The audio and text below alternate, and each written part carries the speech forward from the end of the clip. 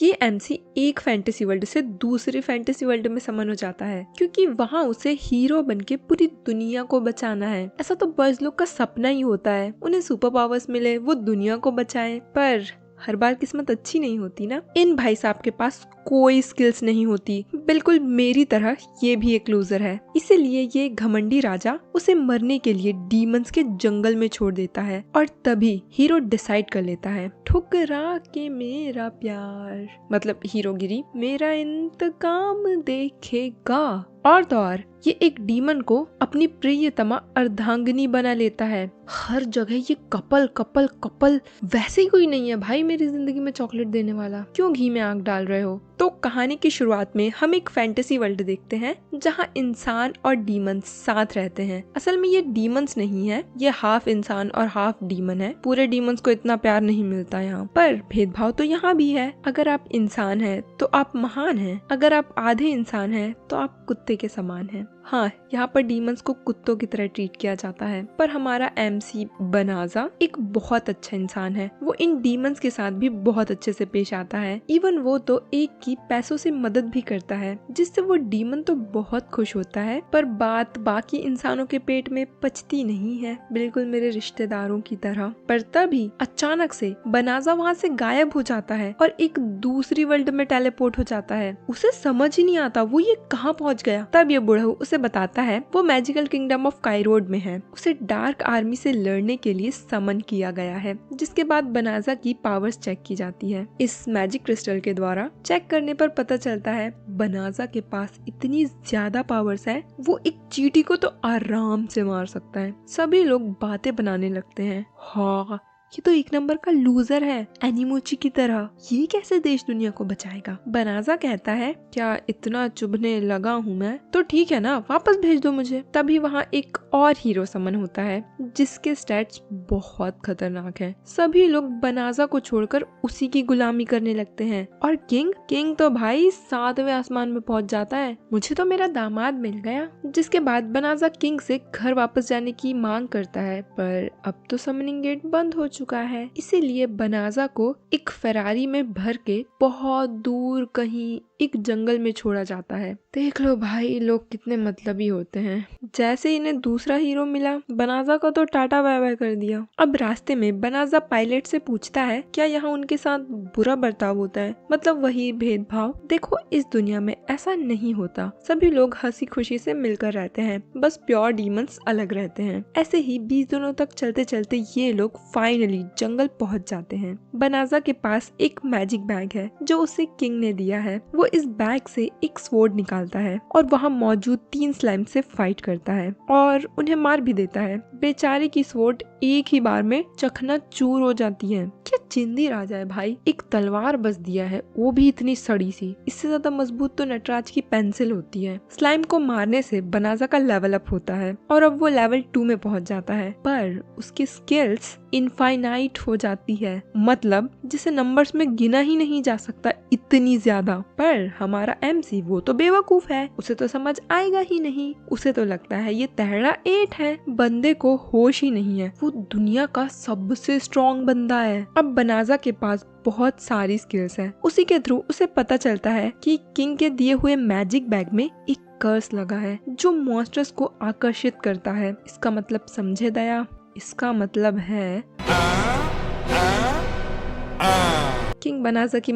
King बनाजा को मरवाना चाहता है, पर बनाजा अपनी स्किल से उस बैग के कर्स को खत्म कर देता है। जिसके बाद वो जंगल के अंदर जाता है, पर तभी उसके सामने एक नोटिफिकेशन आता है जिससे उसे पता चलता है इस जंगल में एक बहुत ही खतरनाक गैस है जो इंसानों के स्वास्थ्य के लिए हानिकारक है, बिल्कुल तुम्हारे एक्स की तरह, तुम्हें हर वक्त टॉर्चर करते रहती है। कितने बार समझाओ, ब्लॉक कर दो ना उसे। और क्या तुम्हें पता है ये गैस मॉन्स्टर्स प्रोड्यूस करते हैं, कैसे प्रोड्यूस करते हैं वो मैं तुम्हें नहीं बताऊंगी, उसके लिए तुम्हें अपना दिमाग इस्तेमाल करना होगा। अब बनाजा के सामने एक और नोटिफिकेशन आता है कि वो वो इस जंगल का शुद्धिकरण कर सकता है, जिससे ये सारी गैस खत्म हो जाएगी। और बनाजा ऐसा ही करता है। अब पूरा जंगल सेफ है। अब तुम्हें लगेगा बनाजा का 1 या 2 लेवल अप होगा। नहीं भाई, बंदा 367 लेवल में पहुंच जाता है। इधर कैपिटल में किंग को पता चलता है नॉर्थ के जंगल की तरफ शुद्धिकरण जादू का उपयोग हुआ है। ये जादू इस दुनिया का सबसे महंगा जादू है, जो कुछ गिने चुने लोग ही कर सकते हैं। इधर बनाजा को एक और स्किल मिलती है और अब वो अपना शेप भी चेंज कर सकता है। एंड गेस व्हाट, वो शेप चेंज करता भी है।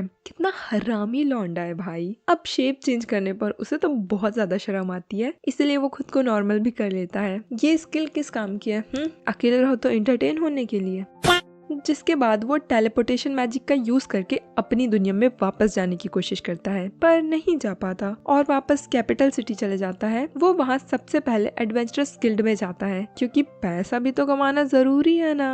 मैं भी तो ये वीडियो इसीलिए बना रही हूँ। आज कमाएगा तो कल बैठकर खाएगा, आ मेरी जान। अब यहाँ बनाजा खुद को रजिस्टर करवा लेता है, पर वो अपना नाम फ्लियो बताता है, क्योंकि अगर किंग को पता चल गया कि वो यही है, इस बार सिर्फ जंगल छोड़ेंगे नहीं, जंगल में मंगल करके छोड़ेंगे। वहीं गिल्ड में एक छोटी सी बच्ची सभी से रिक्वेस्ट करती है, भैया भैया जंगल छोड़ दो मुझे। दीदी दीदी वहाँ मेरे मम्मी पापा रहते हैं। Worst of worst. सभी लोग उसे मना करते हैं, क्योंकि इस जंगल में गंदी गैस वाले मॉन्स्टर्स रहते हैं। पर इन्हें नहीं पता कि फिलो ने तो सब साफ कर दिया। फिलो उस बच्ची से कहता है, चिंता मत करो पुत्री, मैं तुम्हें वहाँ ले जाऊंगा अपने टेलीपोर्टेशन मैजिक से। अब टेलीपोर्टेशन सुनकर सबके गले में मूली अटक जाती है, क्योंकि ये कोई मामूली मैजिक नहीं है। तभी एक लड़की बिली आती है और फ्लियो को धमकाने लगती है, क्या रे तू इस लड़की को झूठा दिलासा देकर इसे किडनैप करना चाहता है, पर तुझे पता नहीं हम कौन है, हम हैं रॉयल नाइट्स। अब फ्लियो इन सारी चिल्लर पार्टी को बाहर ले जाता है और उन्हें यकीन दिलाने के लिए सबको टेलीपोर्ट ही कर देता है। और अब इन लोगों को फ्लियो पर यकीन हो जाता है कि इसे सच में टेलीपोर्टेशन मैजिक आता है। इधर ये बच्ची जंगल की तरफ जाती है और देखती है वो हानिकारक गैस अब यहाँ नहीं है। बिली समझ जाती है ये कोई छुपी रुस्तम है और अब वो अपना असली फॉर्म दिखाती है। तो इस सस्ती सुकुना का नाम फेनरिस है और ये इन्फर्नल फोर्स नामक किसी डीमन आर्मी में है, जो अब इन लोगों का खात्मा करेगी। ये अपनी वही गंदी वाली गैस छोड़ती है और नाइट्स बेहोश होने लगते हैं। फ्लियो तुरंत ही उन्हें टेलीपोर्ट करके वापस भेज देता है और अब इससे अकेले ही लड़ता है। मॉन्स्टर भी फ्लियो की जान लेने के लिए फुल तैयार शैयार है और वो उस पर अटैक भी करती है। फ्लियो दोबारा टेलीपोर्ट करके खुद को बचा लेता है, पर ये मॉन्स्टर मेरी तरह बेवकूफ तो नहीं है, वो भी टेलीपोर्ट करके अटैक कर देती है। अब तो लगता है फ्लियो का राम नाम सत्य हो ही जाएगा, पर तभी फ्लियो अपना ग्रेविटेशनल मैजिक यूज करता है, जिससे अर्थ की ग्रेविटी उस मॉन्स्टर को खींचने लगती है और मानो वो दबने लगती है। मॉन्स्टर बहुत कोशिश करती है खुद को आजाद करने की, पर वो नहीं कर पाती। तभी फ्लियो के सामने बार बार एक नोटिफिकेशन आता है कि फ्लियो अपनी सब्जुगेशन स्किल का यूज करके इस मॉन्स्टर को अपना स्लेव बना सकता है। पर फ्लियो का दिल अच्छा है और वो ऐसा नहीं करना चाहता, पर ये नोटिफिकेशन इतनी बार आता है कि फ्लियो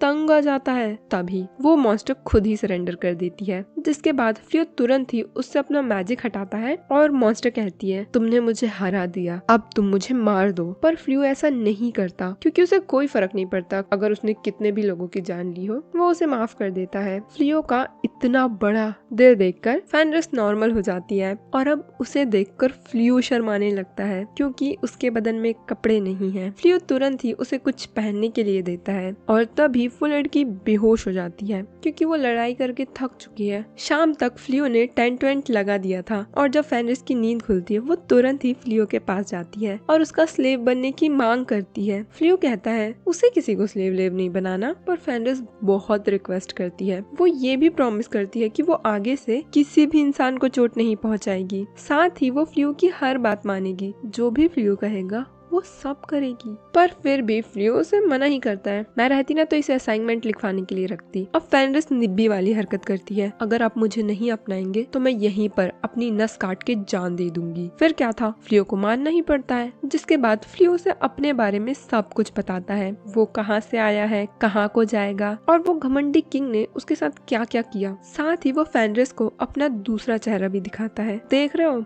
मेन कैरेक्टर के भी 2 चेहरे हैं और तुम्हें लगता है दुनिया बहुत अच्छी है, इसलिए कह रही हूँ अभी भी टाइम है, ब्लॉक कर दो उसे। वैसे फ्लियो के दो चेहरे इसीलिए हैं क्योंकि उसे राजा से अपनी पहचान भी तो छुपानी है। दूसरी तरफ पैलेस में हीरो किंग पर फटने लगता है। कैसी डरपोक सेना है तुम्हारी, जैसे ही मॉन्स्टर आया सारे ही लोग भाग गए। मैं ऐसी डरपोक आर्मी के साथ कैसे लड़ाई करूंगा। इतना सब बड़बड़ करने के बाद वो अपनी असिस्टेंट के साथ रिलैक्स करने चला जाता है। समझ रहे हो?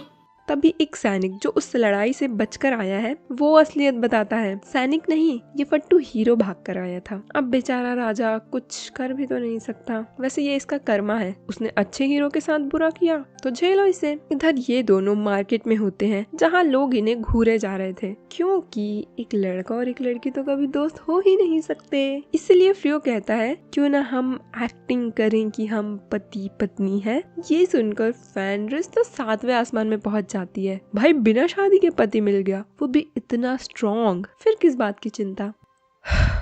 थक चुकी हूँ गाइस, जहाँ भी जाओ बस ये प्यार मोहब्बत चल रहा है। खैर छोड़ो। जिसके बाद ये दोनों एडवेंचरस गिल्ड में जाते हैं और यहाँ फ्लियो फेनरिस को रिस नाम से रजिस्टर करवाता है। तभी वहाँ एक अर्जेंट क्वेस्ट अनाउंस होता है। नॉर्थ ईस्ट के जंगलों से काफी सारे टेडी बियर सिटी की तरफ आ रहे हैं। इस क्वेस्ट का प्राइस नॉर्मल से 10 गुना ज्यादा होता है, क्योंकि खतरा भी तो 10 गुना ज्यादा है ना। कोई भी चीज फ्री में नहीं मिलती है। और ये बियर का ग्रुप वही है जिससे हीरो डर कर भागा था। रिस इस क्वेस्ट पर जाना चाहती है पर फ्लियो से मना करता है क्योंकि इसमें खतरा है। और अब रिस जिद करती है अगर फ्लियो उसके साथ नहीं जाएगा तो वो अकेले ही चले जाएगी। और अंत में दोनों ही जाते हैं। वहाँ पहुँचने पर इन्हें अचानक से किसी के चीखने की आवाज आती है। ये भाग कर जाते हैं और देखते हैं उन साइको बियर्स ने रॉयल नाइट्स को घेर रखा है। बेचारे नाइट्स फंस चुके हैं। एक नाइट तो बियर द्वारा मरने ही वाली थी। तभी उन भालुओं पर पिकाचू का थंडर बोल्ट पड़ता है, जो कि ऑफ कोर्स फ्लियो ने मारा है। ये चारों नाइट्स उसका शुक्रिया अदा करते हैं और पूछते हैं क्या तुमने उस दिन उस मॉन्स्टर को मार दिया। अब मॉन्स्टर शब्द सुनकर रिस को चीटा लग जाता है। हाँ, जैसे तो तू मॉन्स्टर नहीं कोई क्यूट सी बिल्ली हो, सस्ती सुकुना कहीं की। तभी उसके पीछे बियर किंग आ जाता है जो उस पर पीछे से अटैक करता है। पर जब रिस उसकी आंखों में मम्मियों की तरह घूरती है ना, वो बेचारा भालू खुद ही हार मान जाता है और तो और रिस से माफी भी मांगता है। रिस फ्लियो से गुजारिश करती है कि उन्हें इस बियर को अपना पेट बना लेना चाहिए। भाई टेडी डे कब का जा चुका है और जंगली भालू को कौन टेडी बियर बनाता है। इसीलिए फ्लियो उसे अपने मैजिक से एक छोटा सा रैबिट बना देता है। जिसके बाद ये सब लोग फ्लियो के घर जाते हैं कुछ बातें करने के लिए, जहाँ बिली बताती है बियर से हारने के बाद हीरो ने किंग के सामने जो हरकत की थी उसकी वजह से राजा ने आर्मी के सभी लोगों को ऑर्डर दिया है वो लोग और ट्रेनिंग करें और स्ट्रॉन्ग बने, वरना हीरो आर्मी को लीड नहीं करेगा। इसीलिए ये लोग चाहते हैं कि इन्हें फ्लियो ही ट्रेनिंग दे। अब ये सुनकर रिस तो गुस्से से आग बबूला हो जाती है। ये 4 डायने मेरे पति पर डोरे डाल रही हैं। हालात देखकर फ्लियो उन सभी को बताता है ये रिस ये तो मेरी पत्नी है। और ये सुनकर रिस का रूप ही बदल जाता है, जैसे वो तो कभी गुस्सा थी ही नहीं। इवन वो तो खुशी के मारे इन चारों को यहाँ रहने की भी परमिशन दे देती है। भाई इतना जल्दी ना मेरे एक्स ने भी रंग नहीं बदले थे जितनी जल्दी ये गिरगिट रंग बदलती है, दोगली कहीं की। इधर ये साला शर्म से पूरा लाल ठेला हो जाता है क्योंकि वो इस घर में 5 लड़कियों के बीच अकेला लड़का है। राजा जी।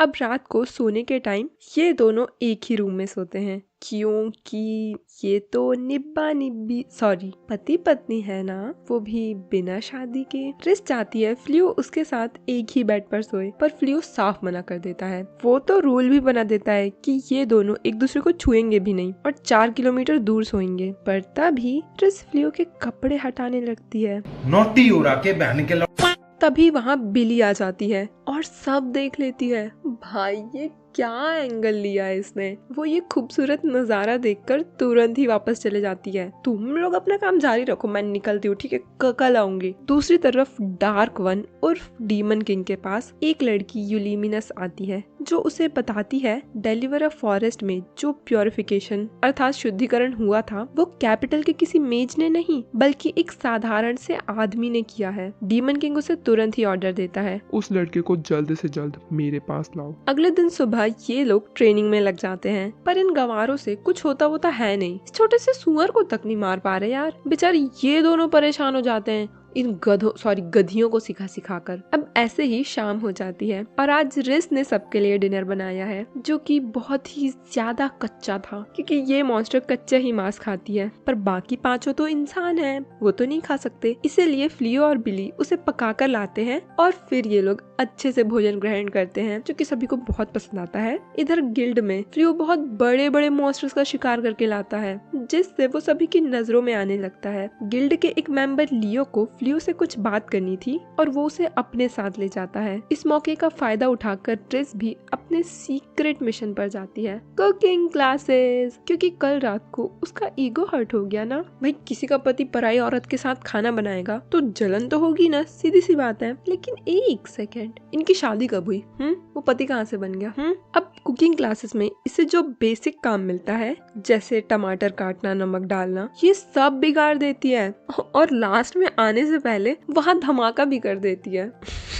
हंस क्या रही है, तेरा भी यही हाल है? ओ सॉरी। इधर गिल्ड में लियो बताता है फ्लियो की पॉपुलैरिटी और काबिलियत देखकर किंग चाहता है फ्लियो रॉयल आर्मी ज्वाइन कर ले और हीरो के साथ मिलकर काम करे। इसके बदले वो लोग फ्लियो को बहुत सारा पैसा भी देंगे, पर असल में गिल्ड खुद नहीं चाहती कि इतना काबिल एडवेंचरर उनकी गिल्ड छोड़े। फ्लियो अपना फैसला सुना देता है, वो किसी रॉयल आर्मी को नहीं ज्वाइन करेगा, क्योंकि वैसे भी डीमंस ने तो उसको कोई उंगली की नहीं है और उस सड़ेले हीरो के साथ कौन ही काम करना चाहेगा। वहाँ से निकलने पर उसे रिस मिलती है जो खुद के किए हुए धमाके से जख्मी हो गई थी। बेचारी के बाल तक जल जाते हैं। दूसरी तरफ ये कायर छोरियों के साथ गुलछर्रे उड़ा रहा है। ये नहीं कि ट्रेनिंग करूं, लेवल अप करूं, स्किल अपग्रेड करूं, इन्हें तो लड़कियां चाहिए। इसे भी फ्लियो के बारे में पता चल चुका है और ये बार बार फ्लियो के घर लेटर भिजवाता है उसे ज्वाइन करवाने के लिए, और फ्लियो इन लोगों को भगा भगा कर थक चुका है। जिसके बाद वो ब्लॉसम की ट्रेनिंग देखता है। वाह भाई वाह,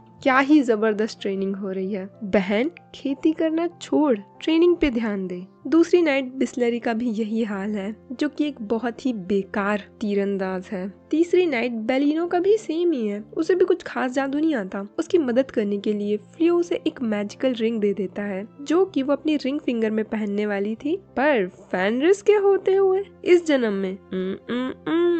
चौथी नाइट बिली भी इसी नाव में सवार है। वो फालतू में ही फ्लियो की मदद मांगती है, मास्टर फ्लियो मुझे बचा लो प्लीज, पर फेनरिस आके सब बिगाड़ देती है। भाई को तो गुस्सा भी चढ़ जाता है, कैसे कामचोरों को अपने घर पे रख लिया है। और एक पांचवी कामचोर मैं हूँ, जो पढ़ना लिखना छोड़कर यहाँ तुम्हें कहानियाँ सुना रही है। खैर छोड़ो, आज रात का खाना फेनरिस ने बनाया है और अब वो अच्छे से खाना बनाना सीख चुकी है। उसके हाथों का खाना सबको बहुत पसंद आता है। इन लोगों को यूलिमिनस छुप कर देख रही थी, तभी उसके पीछे रिस आ जाती है, जो कि इसे अपने घर ले जाती है और चाय नाश्ता कराती है, क्योंकि ये उसकी बहन है। यूलिमिनस डीमन आर्मी की हेड है। ये इस इंसान के साथ क्या कर रही है? तभी फेनरिस उसे बताती है, इनसे मिलो, ये है मेरे पति फ्लियो, मैंने इनसे शादी कर ली। यूलिमिनस को मामला पानी कुछ समझ नहीं आता और वो फ्लियो के स्टैट्स देखने की कोशिश करती है, पर उसे कुछ शो नहीं होता। हालांकि वो डीमन किंग के तक स्टैट्स देख सकती है, पर फ्लियो के नहीं देख पा रही। बातों बातों में यूलिमिनस को पता चलता है फ्लियो ने ही जंगल का शुद्धिकरण किया है, जिसकी वजह से उसके सभी साथी और उसका एक भाई भी मारा गया। पर रिस को किसी बात से कोई फर्क नहीं पड़ता, क्योंकि अब उसके पास इतना स्ट्रॉन्ग पति जो है। कैसी है भाई, एक लड़के के लिए सबको भूल गई। अब यूलिमिनस को गुस्सा चढ़ जाता है, क्यों ना मैं इस गद्दार और इसके पति दोनों को निपटा दूं। हाँ, वो फ्लियो को फाइट के लिए चैलेंज कर देती है और अब होगा ना मौत का नंगा नाच। खून की नदियां बहेंगी, नदियां। पॉपकॉर्न लेके बैठ जाओ गाइस, मजा आने वाला है। यूलिमिनस आसमान में उड़कर अटैक करती है, जो कि बस दिखावा था। असल में वो फ्लियो के नीचे से दूसरा अटैक करती है, पर हमारा एमसी इतना भी कमजोर नहीं है। वो सिर्फ एक चुटकी बजाता है और यूलिमिनस का सारा मैजिक बीड़ी के धुएं की तरह गायब हो जाता है, जिसके बाद वो यूलिमिनस को अपने जादू से जकड़ लेता है। फिर क्या था, हार मान लेती है वो। छी यार, इतनी सी फाइट है, कुछ मजा ही नहीं आया। अब अगले दिन फ्लियो सारे नाइट्स को फेनरिस की सच्चाई बता देता है कि वो एक डीमन है, पर इन लोगों को कोई खास दिक्कत नहीं होती। तभी यूलिमिनस फिर से टपक जाती है और इस बार वो बैकअप लेके आई है, पूरी ड्रैगन आर्मी। और फ्लियो फिर से एक ही बार में थंडरबोल्ट देके सबका गेम बजा देता है, और जो थंडरबोल्ट से बच भी जाता है ना, वो सब अपनी जान बचा बचा कर भागते हैं। ब्लॉसम कहती है, काश वो भी एक ड्रैगन को मार पाती। फिर उसे ड्रैगन स्लेयर का टाइटल जो मिल जाता। ये सुनकर फ्लियो उसकी ड्रैगन मारने में मदद करता है और ब्लॉसम को ड्रैगन स्लेयर का टाइटल भी मिल जाता है। जिसके बाद ये दोनों अपने घर के चारों तरफ एक बैरियर बना लेते हैं ताकि यूलिमिनस जैसे मॉन्स्टर्स इन्हें बार बार परेशान न करें। पर फ्लियो के दिमाग में बस एक ही बात चल रही थी कि उसने फेनरिस के भाई को मार दिया। दूसरी तरफ ब्लॉसम अपने टाइटल का फुल फ्लैक्स करती है और बिली अकेले में जाकर खूब रोती है। सीधी सी बात है भाई, उसे भी टाइटल चाहिए। वैसे एक बात बताऊं, मेरा भी यही हाल है, मुझे भी सिल्वर प्ले बटन चाहिए। प्लीज सब्सक्राइबर बढ़वाओ जल्दी जल्दी। अब तभी बिली के पास डीमन आर्मी का एक बंदा आता है जिसका नाम गोजा है और वो फेनरिस के बारे में पूछता है। बिली सीधा ही उस पर अपनी तलवार पॉइंट कर देती है। वो तो डर ही जाता है और चुपचाप वहाँ से निकल लेता है, ये कहते हुए तुम फेनरिस को मेरे बारे में बता देना, मैं चलता हूँ। जिसके बाद वहाँ फ्लियो और फेनरिस आते हैं और बिली को बताते हैं वो जिससे अभी अभी मिली थी वो और कोई नहीं, साक्षात डीमन किंग है। भाई ये कैसा डीमन किंग है, देख के तो लग रहा है कुंभ के मेले में बैठने वाला कोई भिखारी हो। ये सुनकर बिली की तो ऐसी तैसी हो जाती है, बेचारी कांपने लगती है। अब अगले दिन डीमन किंग फिर से आता है और उसका सामना बिली से ही होता है। बेचारी डर के मारे वहीं जम जाती है। जिसके बाद ये चारों बैठकर बातें करते हैं। डीमन किंग पूछता है आखिर फ्लियो ने किंग के ऑफर को क्यों ठुकरा दिया, जिस पर फ्लियो बताता है उसे कोई इंटरेस्ट नहीं है इन सब लड़ाइयों में। उसे तो ये भी नहीं पता कि ये लोग लड़ क्यों रहे हैं। असल में 500 साल पहले इंसान डीमंस पर राज किया करते थे, उन्हें अपना नौकर समझा करते थे। पर फिर दूसरी दुनिया से एक हीरो आ गया जिसे इंसानों ने तो ठुकरा दिया था, बिल्कुल वैसे ही जैसे फिलो को ठुकराया गया। जिसके बाद उस हीरो ने डीमंस पर राज किया और बन गया पहला डीमन किंग। जब डीमंस इंसानों के नौकर थे तब तक वो लोग ठीक थे, पर जब डीमंस अलग हो गए तो लोगों ने लड़ाइयाँ शुरू कर दी और तब से ही इंसानों और डीमंस के बीच दुश्मनी रही है। गोजा 12वां डीमन किंग है और उसे दुनिया पर राज करने में कोई इंटरेस्ट नहीं है, इसलिए वो चाहता है फिलो उसे ज्वाइन कर ले। डीमन किंग की इतनी स्ट्रॉन्ग डार्क एनर्जी देखकर बिली तो भाई हक्की बक्की रह जाती है, पर फिलो उसे प्यार से मना कर देता है। जिसके बाद डीमन किंग चुपचाप वहाँ से चले भी जाता है, पर उसका इंटरेस्ट एक और कैंडिडेट पर है। वो और कोई नहीं बिली ही है, जो कि डीमन किंग के कारण बेहोश ही हो जाती है। अगले दिन सुबह जब वो सोकर उठती है तब भी उसके सामने डीमन किंग ही था, जो कि फिर से इनके घर टपक गया है और यही ब्रेकफास्ट भी कर रहा है। वो बिली को देखकर उसका हालचाल पूछता है और बिली ब्रश करने का बहाना मार के वहाँ से निकल लेती है। ऐसे ही डीमन किंग रोज रोज इनके घर आने लगा और बिली भी रोज रोज कुछ न कुछ बहाना करके वहाँ से निकल ही लेती थी। दूसरी तरफ किंग को जासूस से पता चलता है डीमन आर्मी का एक बंदा रोज रोज फिलो के घर आता है। किंग को शक होता है कहीं फिलो ने डीमन आर्मी तो नहीं ज्वाइन कर ली। वो तुरंत ही अपने सिपाहियों को ऑर्डर देता है, जाओ उस गद्दार को पकड़कर मेरे सामने लाओ। प्रिंसेस उसे समझाती है, पिताजी पहले कंफर्म तो कर लीजिए फिलो ने आर्मी ज्वाइन करी भी है या नहीं। पर अकड़ू घमंडी पिता सुनता ही नहीं है।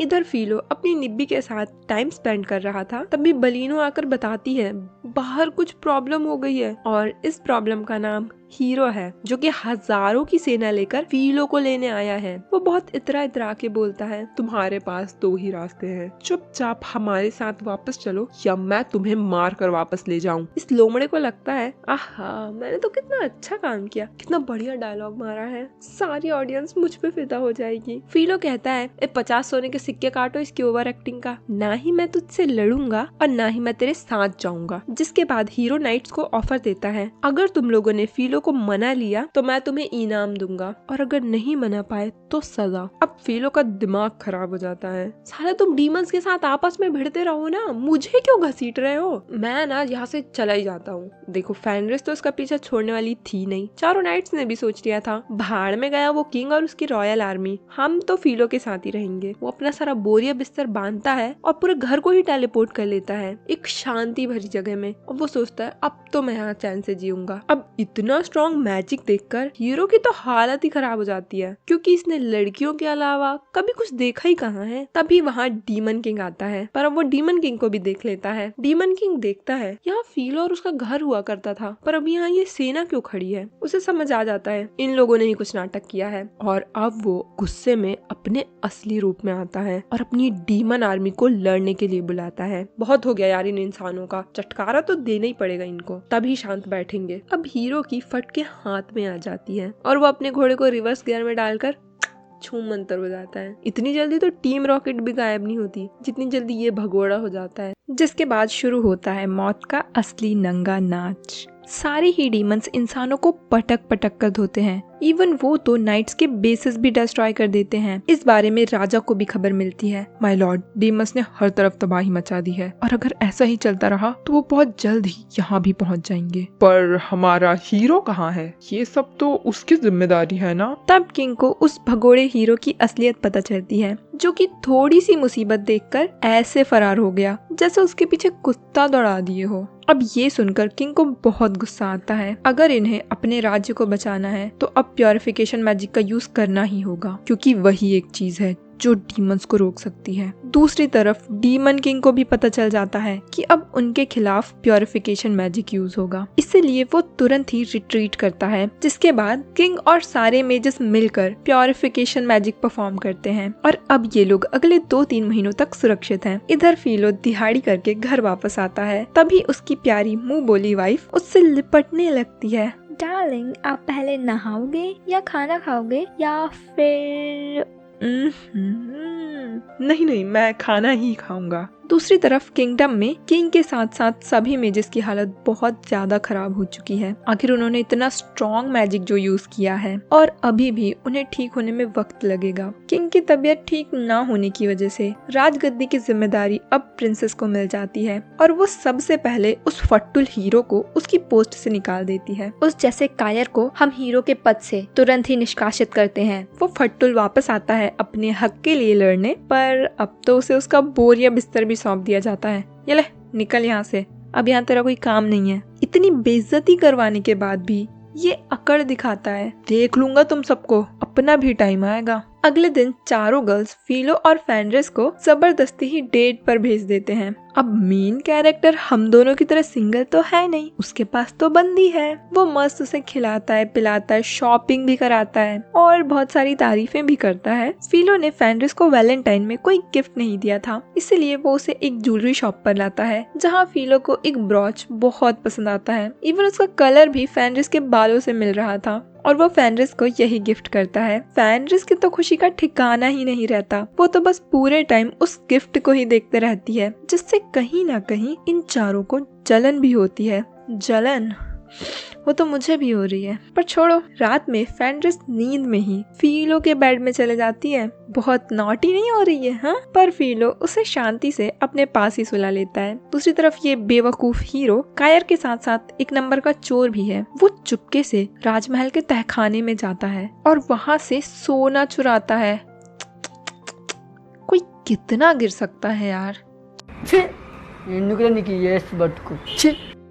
ये चोरी के साथ साथ फिलो की चुगली भी करता है। मैं उस फिलो को छोड़ूंगा नहीं। ये सब उसी की वजह से हो रहा है। मैं उससे भी ज्यादा स्ट्रॉन्ग बनूंगा। तभी हीरो को एक आवाज आती है। क्या तुम्हें पावर्स चाहिए? तो जैसा मैं कहती हूँ बिल्कुल वैसा ही करो। हीरो उस आवाज को फॉलो करते हुए एक खुफिया रास्ते से अंदर जाता है और वहाँ रखी हुई एक स्वॉर्ड को उसकी जगह से निकाल लेता है, जिससे वहाँ कैद एक खूबसूरत सी जिन हिया आजाद हो जाती है और उसे आजाद करने वाले को वो 3 विशेष देती है और ये 3 विशेष कुछ भी हो सकती है, पैसा, प्यार, कुछ भी। और हीरो अपनी 3 विशेष मांग लेता है। इधर प्रिंसेस लेडी ओरेकल को बुलाती है अपनी सहायता के लिए। इन्होंने प्योरिफिकेशन मैजिक तो कर दिया, पर अब क्या करेंगे क्योंकि हीरो भी भाग गया। तभी अचानक से वहाँ मौजूद सभी लोगों के गले में एक कॉलर बन जाता है, क्योंकि जिन विशेष तो पूरी करेगी ही, पर बदले में उसे कुछ लोगों की बलि भी चाहिए। तो कहानी ये है, बहुत समय पहले उस टाइम के जो किंग थे उन्होंने इस जिन से डीमन किंग की मौत की विश मांगी थी, जिसके बदले में राजधानी की आधी जनता मारी गई। और तब बहुत सारे जादूगरों ने मिलकर उस जिन को बेसमेंट में कैद कर दिया, पर अब किसी ने उसे आजाद कर दिया। जब तक विशेष पूरी नहीं होती तब तक ये लोग जिंदा हैं। अब लेडी ओरेकल अपने ताश के पत्ते खोलती है और बताती है अब इन्हें सिर्फ हीरो ही बचा सकता है, जो कि ऑलरेडी समन हो चुका है। सभी लोग समझ जाते हैं यहाँ फ्लियो की बात हो रही है और प्रिंसेस डिसाइड करती है वो खुद उसे ढूंढने जाएगी। इधर अपने फ्लियो ने तो बिजनेस भी स्टार्ट कर दिया। वो बड़े जानवर जैसे ड्रैगन्स उनकी स्किन से आर्मर बनाता है और मार्केट में उन्हें अच्छे दामों में बेच देता है, क्योंकि वैसे भी वो पिछले जन्म में एक व्यापारी ही हुआ करता था। अब ये लोग अपने घर के लिए निकलते हैं, तभी अचानक से इनके सामने वही जिन प्रकट होती है जो कि फिलो की जान लेने आई है, क्योंकि हीरो ने एक विश ये भी मांगी है। जैसे ही वो अपना स्पेल कास्ट करती है, फेंड्रिस तुरंत ही फिलो के सामने आकर उसे बचा लेती है और खुद घायल हो जाती है। बेचारी का तो ब्रॉच भी टूट जाता है, जिसके बाद हिया वहाँ सब डिस्ट्रॉय कर देती है। फिलो रिस पर हीलिंग मैजिक यूज करता है, पर वो काम ही नहीं करता और अब रिस की मौत हो जाती है। फिलो को उसके साथ बिताए हुए हसीन लम्हे याद आते हैं कि कैसे वो मिले थे, रिस को उस पर कितना भरोसा था और वो रिस की कितनी फिक्र करती थी। हिया इन लोगों पर प्रीमॉर्डियल लाइट से अटैक करती है, पर इन लोगों को एक खरोच भी नहीं आती, क्योंकि अब फिलो को भी प्रीमॉर्डियल लाइट और डार्क स्पेल्स की पावर मिल चुकी है। अब फिलो के पास डिमोनिक पावर्स भी हैं। फिलो का आतामाजी सटकली हो चुका है और वो हिया को नहीं छोड़ेगा। वो टाइम रिवर्सल मैजिक से वक्त को पीछे कर देता है, जिससे उसके आसपास की चीजें मतलब फेंड्रिस और उसका ब्रॉच पहले की तरह ठीक हो जाते हैं। फिलो सीधा ही जाकर जिन को एक पंच मारता है, जिससे वो 4 किलोमीटर दूर छिटकती है। हालांकि ये एक जिन है, मतलब कोई इंसान इसे छू भी नहीं सकता। देख लो हमारा मेन कैरेक्टर कितना पावरफुल है। जिन उस पर अटैक भी करती है, पर फिलो उस अटैक को तोड़कर जिनकी बैंड बाजा बारात निकाल देता है और उसे इतनी बुरी तरह पीटता है जैसे उसने पैसे लिए हों और वापस ना किए हों। इतनी देर में फेंड्रिस को होश आ जाता है। अब तुम सोचोगे उसे बुरा लगेगा कि फिलो किसी की गतिविधि बिगाड़ रहा है, पर नहीं भाई, इसे तो मजा आता है। पहली बार कोई मेरे लिए लड़ रहा है। थैंक यू भगवान जी। इधर फिलो इसे इतना मारता है कि बस अब ये मरने ही वाली है, पर तभी फेंड्रिस आकर उसे रोक लेती है। मुझे पता है तुम्हें लड़ाई करना नहीं पसंद, पर फिर भी तुम मेरे लिए लड़े। मैं नहीं चाहती कि तुम मेरी वजह से अपनी ये अच्छाई खो दो। फेंड्रिस को ठीक देखकर फिलो को बहुत खुशी मिलती है। दूसरी तरफ प्रिंसेस कुछ मेजेस के साथ फिलो को ढूंढने निकलती है, पर तभी उन लोगों का वो कॉलर अचानक से टूट जाता है, क्योंकि अब उस जिन को फिलो ने हरा दिया है और अब वो कोई विश पूरी नहीं कर सकती। इधर सैनिकों ने हीरो को ढूंढ लिया था, तभी वहाँ एक और आवाज आती है। मुझे तो पहले से ही पता था, वो जिन वो तो कुछ कर ही नहीं सकती। जिसके बाद वो एक परछाई की तरह आती है और असिस्टेंट की बॉडी में प्रवेश कर लेती है। उसे बॉडी तो बहुत पसंद आती है, पर कपड़े नहीं आते और वो उन्हें चेंज कर लेती है। जिसके बाद वो हीरो को पावर्स देने के नाम पर उसे एक मॉन्स्टर बना देती है और रॉयल फैमिली से बदला लेने के लिए निकल पड़ती है। दूसरी तरफ फिलो हिया को हील कर देता है, जिससे वो होश में आती है। पर अब इसका क्या किया जाए? अगर इसे वापस सील किया तो कल को फिर से कोई और इसे आजाद कर देगा। और ये सब फिलो को अपनी माइंड रीडिंग स्किल से पता चलता है, जो कि इस दुनिया में सिर्फ हिया ही यूज कर सकती है। तो इस समस्या का समाधान रिस ये निकालती है, क्यों ना हम इसे अपने साथ ही रख लें। ये हमारी नजरों के सामने रहेगी तो कुछ गलत काम भी नहीं कर पाएगी। यार जिन से कौन दोस्ती करता है? इस फेंड्रिस का दिमाग ना अलग ही चलता है। फिलो उसे मना भी करता है, पर वो सुनती ही नहीं है और अंत में फिलो उसे अपने साथ में रख लेता है। वाओ, इनकी कम्युनिटी में अब जिन भी ऐड हो गया। हिया वादा करती है वो अपनी पावर्स का सही इस्तेमाल करेगी और कभी भी किसी को चोट नहीं पहुंचाएगी। घर के लोग जब उसे देखते हैं तो वो तो डर ही जाते हैं। पहले डीमन किंग और अब ये जिन। फिलो की दोस्ती तो बड़े बड़े लोगों से है। अब रात में फिलो फेंड्रिस के पास जाता है और वो सीधा उसका हाथ पकड़कर उसे लेटा ही देती है।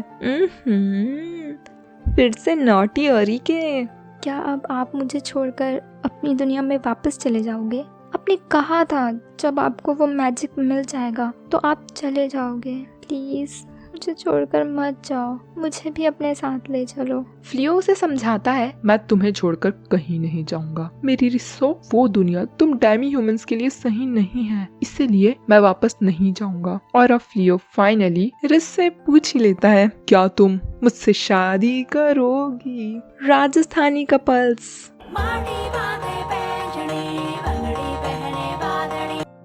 साले निब्बा निब्बी घर घर खेलने की उम्र में घर बसा रहे हैं। अबे पढ़ाई लिखाई करो, IAS बनो। पर रेस बड़े ही प्यार से उसे हाँ कर देती है, जिसके बाद ये दोनों डायरेक्ट सुहागरात मनाने लगते हैं।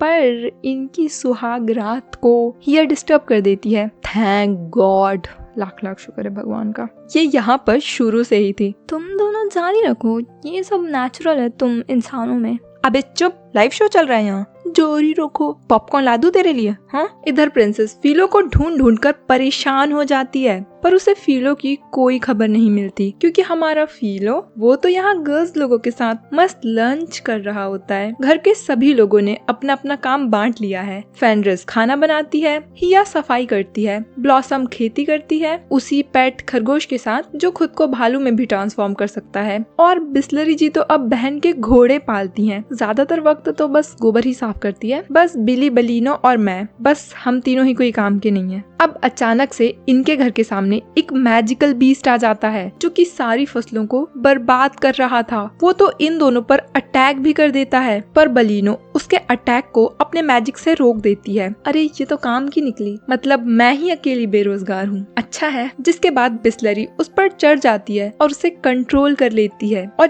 ये बीस्ट तो बिल्कुल पालतू ही बन जाता है। इधर ये दोनों मार्केट में अपना सामान बेचने आते हैं, और ये है फिलो का नया लॉन्च। दुकानदार उसे कुछ जेम्स भी दिखाता है और फिलो एक जेमस्टोन ले ही लेता है। फेनरिस उसका बाहर वेट कर रही थी, तभी अचानक से आसमान का रुख बदल जाता है, जैसे कोई बड़ा खतरा आने वाला हो। प्रिंसेस भी मार्केट में ही होती है, तभी आसमान में एक मैजिक सर्कल बनता है और उसके अंदर से हीरो और वही दूसरी डायन लीनस आते हैं। पूरे शहर में भगदड़ मच जाती है, लोग अपनी जान बचाने के लिए यहाँ वहाँ भागते हैं। जैसे ही हिया को इस बारे में पता चला, वो तुरंत ही अपने मास्टर को प्रोटेक्ट करने आ गई। वो बताती है लीनस ने ही हीरो की ये हालत करी है, वो एक बहुत खतरनाक जादूगरनी है। अपने टाइम में वो क्लाइरोड की स्ट्रॉन्गेस्ट मेज थी, उसे फॉरबिडन मैजिक और काला जादू भी आता था, पर फिर हीरो ने उसे मार दिया। उसका शरीर तो मर गया, पर उसकी आत्मा वो नहीं, इसीलिए उसे भी हिया के साथ सील कर दिया गया। और जब हिया आजाद हुई तब वो भी आजाद हो गई, और अब ये प्रिंसेस को मारने आई है ताकि वो रॉयल फैमिली से अपना बदला ले सके। नाइट प्रिंसेस को प्रोटेक्ट करता है, पर उसकी खुद की फट रही है, बेचारा थर थर कांप रहा है। लीनस प्रिंसेस पर अटैक करती है, पर हिया उसे बचा लेती है। आखिर तुम बीच में क्यों आ रही हो? मेरा मजाक खराब मत करो।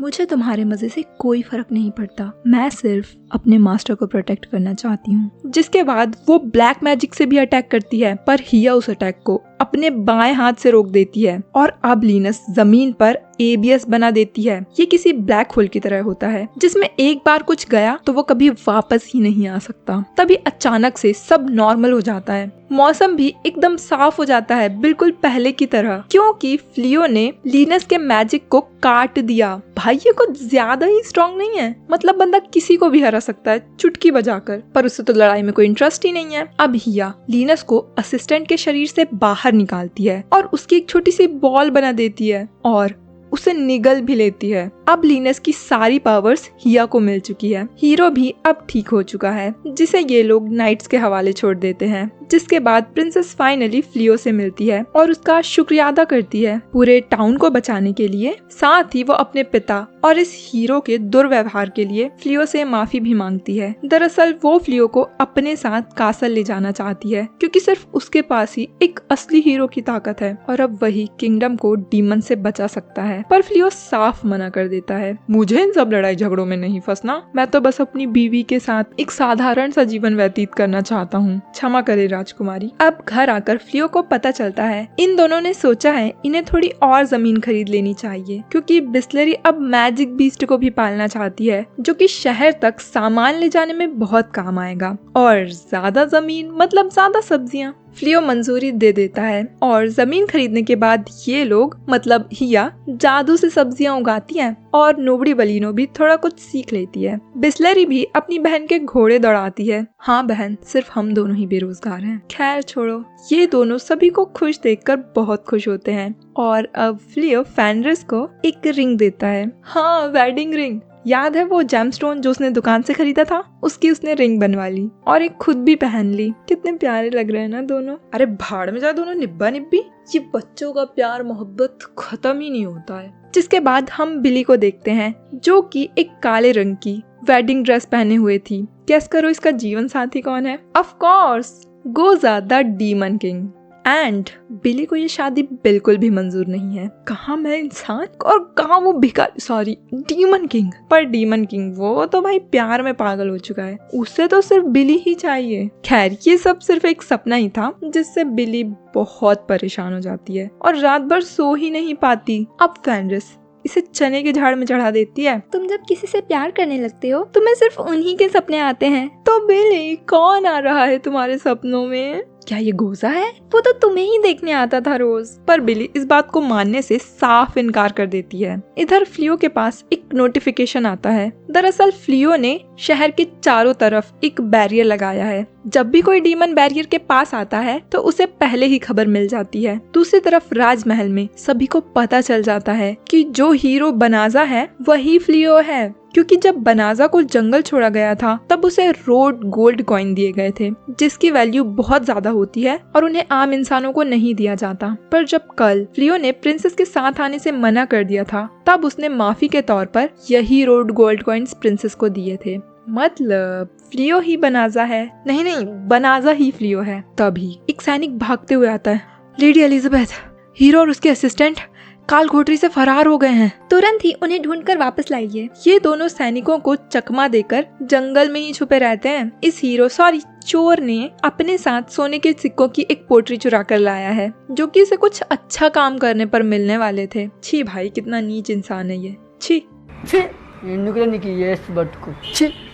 पर जब वो पोटरी को चेक करता है तो वहाँ तो कोई सिक्का ही नहीं था। होता है तो बस एक ट्रेजर चेस्ट। हीरो को डिसअपॉइंटमेंट तो होती है पर उसे उम्मीद थी कि कम से कम इस बक्से के अंदर से तो कुछ खजाना निकलेगा। और इसके अंदर होता है एक शॉवेल। हाँ, गड्ढा खोदने के लिए। देखो किस्मत भी इसे कहना चाहती है, साले चोरी चमारी छोड़, ये ले मेहनत कर और मेहनत का खा। अब सैनिक इनकी आवाज सुन लेते हैं और दौड़ कर आते हैं, पर ये दिमागदार उसी शॉवेल से गड्ढा खोदकर गड्ढे के अंदर छुप जाता है। वाह भाई वाह। और सैनिक इन्हें नहीं ढूंढ पाते। अब दोनों गड्ढे के अंदर तो चले गए पर बाहर कैसे आएंगे? दूसरी तरफ यूलिमिनस गोजा से पूछती है आखिर वो फ्लियो को अपनी साइड क्यों करना चाहता है, और आफ्टर ऑल वो भी तो एक इंसान ही है, हम उस पर भरोसा कैसे करें? तुम नहीं जानती, वो अकेले ही प्योरिफिकेशन मैजिक यूज कर सकता है। मतलब हम सबको अकेले ही खत्म कर सकता है। तो सोचो जब वो हमारी साइड होगा तो हमारा जीतना कितना आसान होगा। हम इंसानों को उसके बिना भी हरा सकते हैं, पर मैं अपने लोगों को नहीं खोना चाहता।